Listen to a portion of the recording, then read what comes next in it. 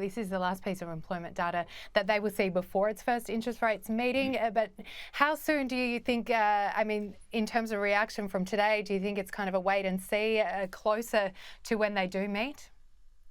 Yeah, look, I don't think there's much in this that will change their minds either way. And again, we don't really know what they're thinking and saying. We've read their notes, we've heard Michelle Bullock speak, but we don't really know how close they are or thought they would be by this time in the cycle to start cutting rates. But there's nothing really here to change their minds. If they thought the labour market was too strong, it still is. If they're not worried or not so worried about it, then there's nothing else to worry them either. The creation of jobs is a good thing. We hope to create jobs most of the time because there are more people in Australia of working age. And so you need to create more jobs, particularly when the population's growing. So those things are really positive. The flip side, as I already said, is whether they see that as too strong, too positive, too much pressure on inflation. That'll remain to be seen.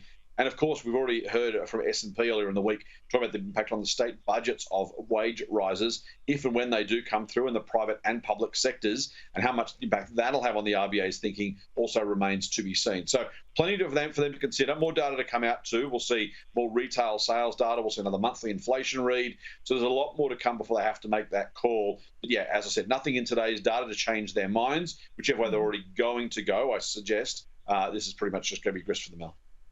Okay, and what about the Aussie dollar? How has it reacted to today's news? It's always a challenge to the dollar. It's actually been coming back the last couple of days. We had a nice rise overnight of 0.5%.